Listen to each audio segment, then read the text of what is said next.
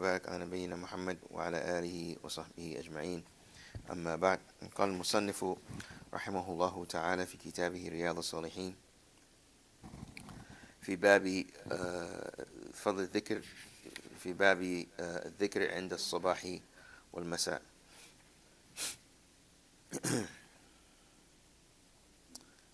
نعم.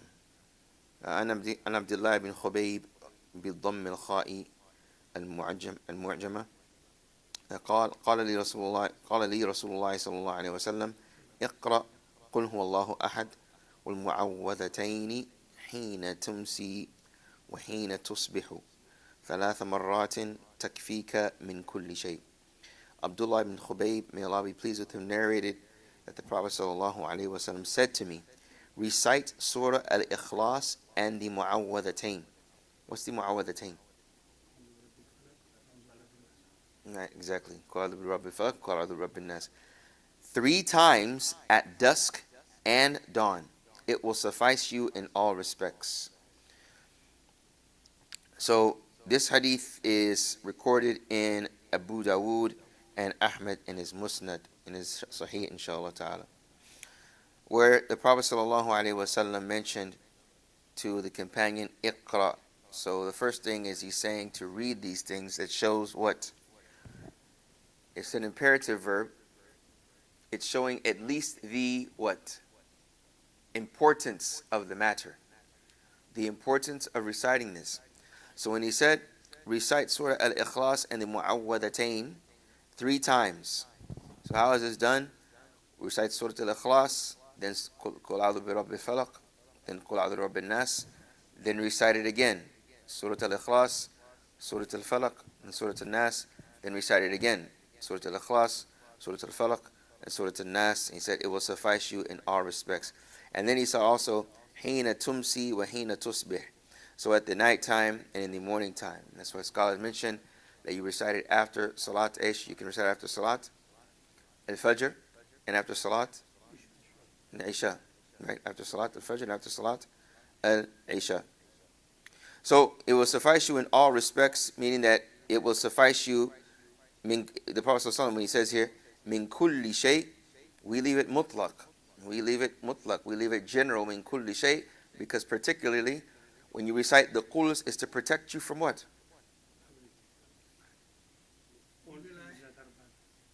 It can be from the evil eye.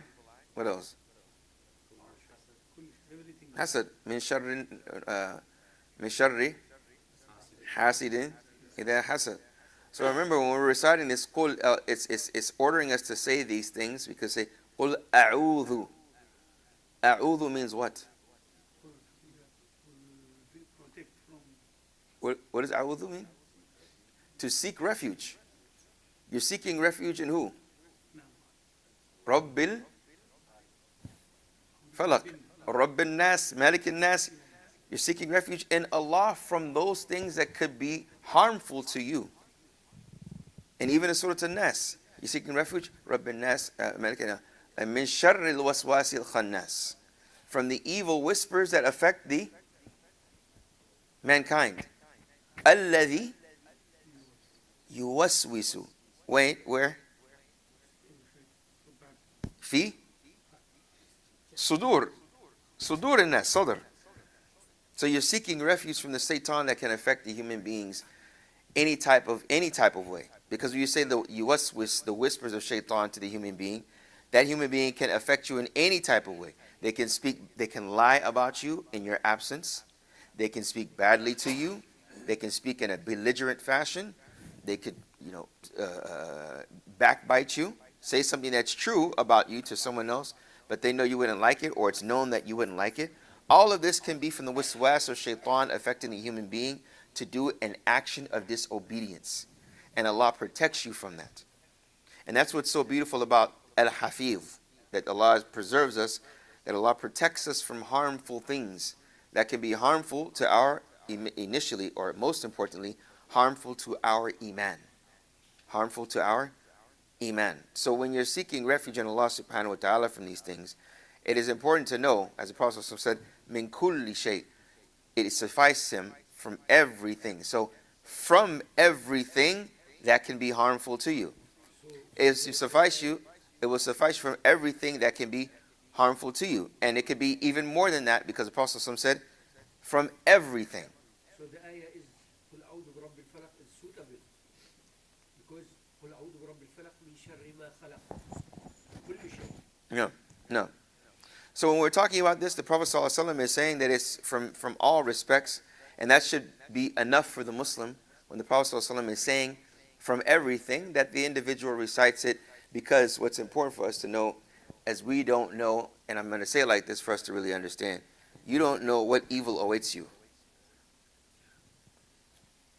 You don't know what evil awaits you as a community in Coppell, as a community in Dallas, as a community in America, as a global community. We don't know what evil. Number two, the whole concept of evil in and of itself. Because that which you could perceive as evil now was actually a means that Allah is showing you something greater than that. That which you're seeing as a fitna that you may perceive as evil, in actuality was a purification. It's a purification. Right? وَنَبْلُوكُمْ بِالشَّرِّ وَالْخَيْرِ fitna. Allah subhanahu wa ta'ala said that every soul shall taste death, and we will test you with good and with evil as a fitna. As a fitna. As a trial. But the trial is there to mold you if you allow it to. And that's why it's most important during the trial that you trust in Allah subhanahu wa ta'ala and you turn towards Him. Not towards your anger, not towards a certain person, not towards any other ism, whether it's nihilism, hedonism, individualism.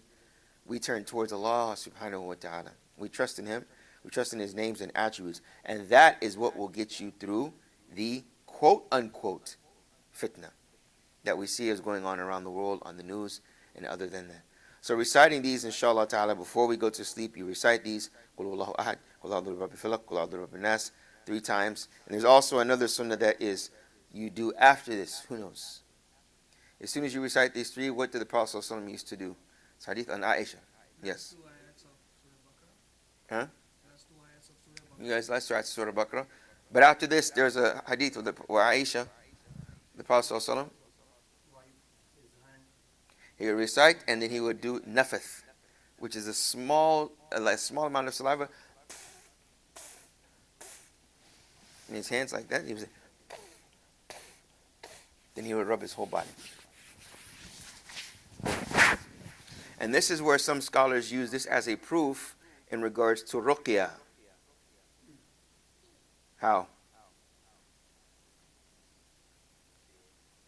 Cure, but what do you find some scholars?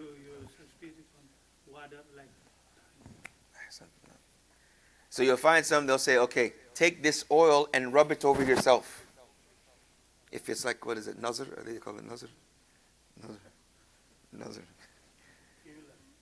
Evil eye, right. So let's say, take this oil and rub it over yourself. Or they'll recite it over water. So the scholar, or doesn't have to be a scholar, but a lot of times not a scholar. Someone that has been gifted with ruqya, right? They'll recite whatever they recite, and then they'll just,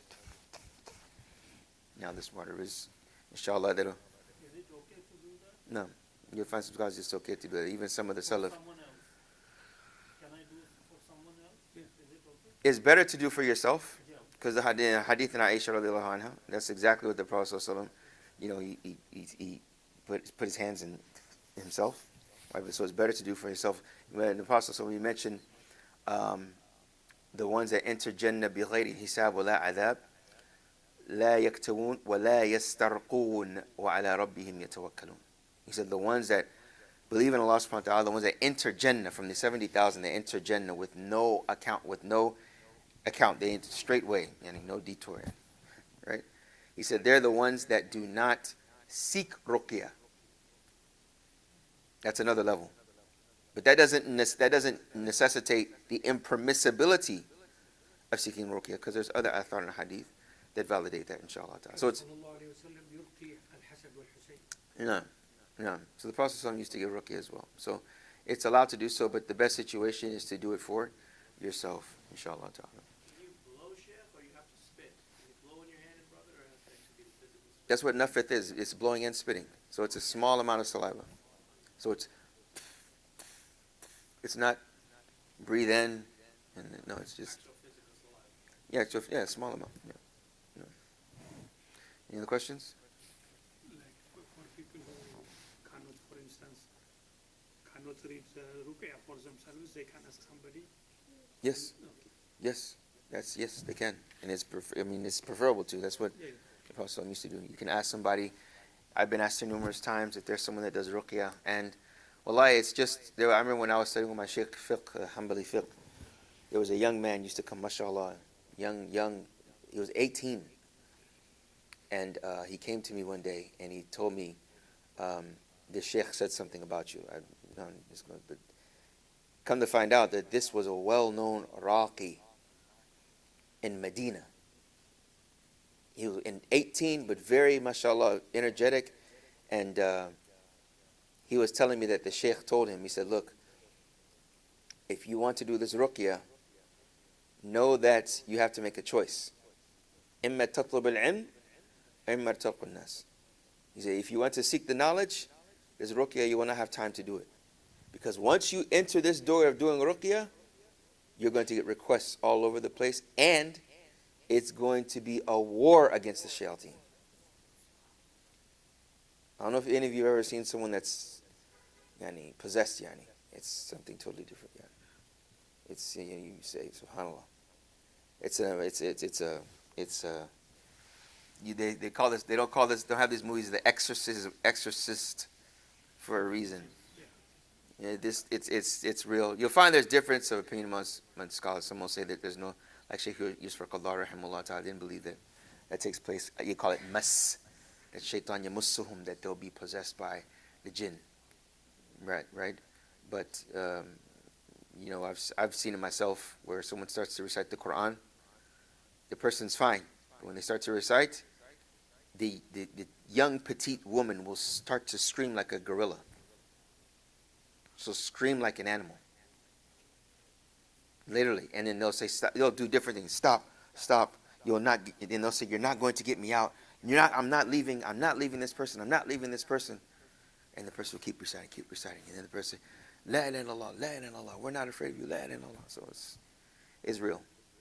It's real. That is why this hadith of the Prophet ﷺ is real as well. We hear it, but there's a reality to it.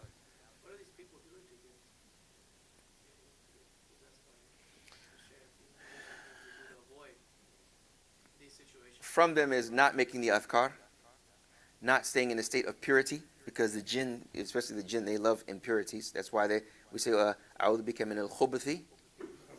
Where is that? In the bathroom, right? So one says, Bismillah, says this dua for a reason. I seek refuge in you from the male and female jinn. That's for a reason, right? So primarily, it's not making the adhkar, keeping your tongue. You're not mentioning the name of Allah subhanahu wa ta'ala. Primarily reading the Quran al-Kareem. You're keeping yourself impure, being around impure places a lot, and not mentioning the name of Allah subhanahu wa ta'ala. This is something that's across the board from those that mention this. These are the two primary things. But you don't see like scholars, for example, or people with the deen get possessed. Have you seen that as well? I haven't seen that. Because if he's a scholar, Yeah. yes. So it has to be specific things you're doing that would draw that. Right, potentially yes. And what I've heard, again, when I was in Medina, we had an Umrah. There was a brother that lived in Houston with me, and he's someone that he even has a video on YouTube. Subhanallah, he had stories. He was telling us, Subhanallah, this lady had and this was like nazar. I think nazar is like sihr, right? Like magic, for lack of a better word, evil eye. He kept reciting on her, and she threw up like a snake. It's wallahi, ya Sheikh. This, and I've lived in Medina, man. If you've ever heard in Medina people reciting, like when the Imam recites Quran, you've never heard people just scream. Have you ever heard that in the Haram? You've never heard that? Alhamdulillah. You probably don't realize it, but I've seen it and I've heard it. Like people just like it's beyond. No. And I believe in a that the jinn can possess the human beings, and these adhkar are for a reason. And I'll leave you with one story with this one brother, the sheikh I was studying hadith with from Ghana. And he told me this, I never forgot this. He said that he was mentioning one brother that embraced Islam from the Ghanaian community and went to study and left, and I never got to meet him.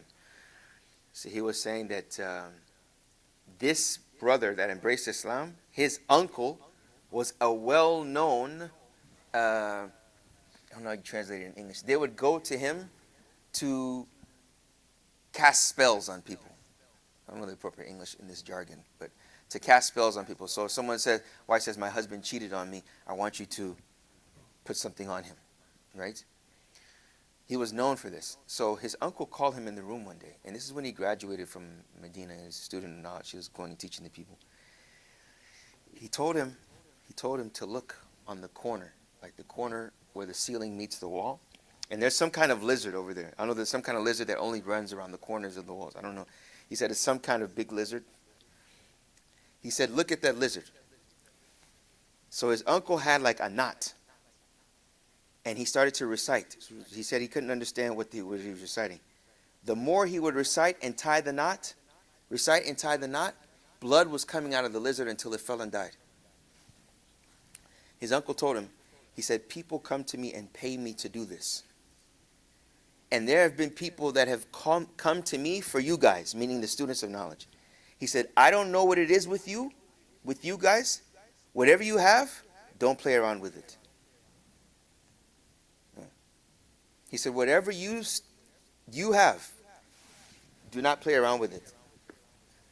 Don't play around with it. That's exactly what he did. He said, الَّذِي عِنْدُكُمْ لَا تَلْعَبُوا بِهِ. Right? So it's real. It's real. When you make these adhkar, like I just said, you don't know what evil awaits you. You don't know what person's jealous of you. You don't know what person wants evil from you, especially in your native countries. All of us, let's be honest, all of us are here in America. How many of us have relatives that are jealous of us? Sisters, brothers? Or how many of us know of people, oh, they made it to the promised land? Right? When you go back, who do you think you are?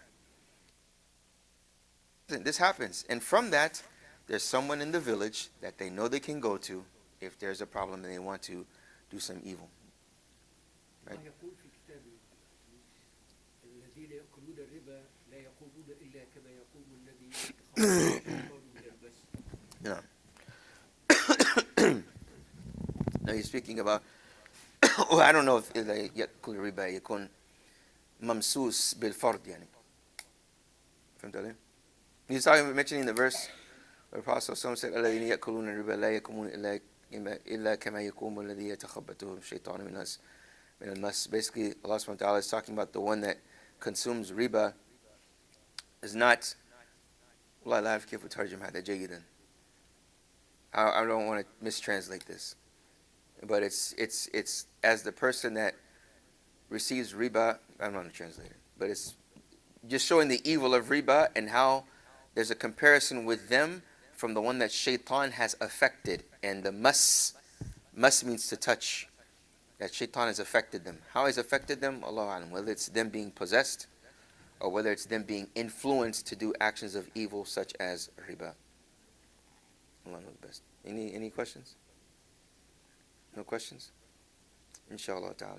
May Allah subhanahu wa ta'ala bless you all and protect us all, inshallah, from the evil of the shayateen and the jinni wal ins. إنه ولي ذلك وصلى الله وسلم وبارك على نبينا محمد وعلى آله وصحبه أجمعين.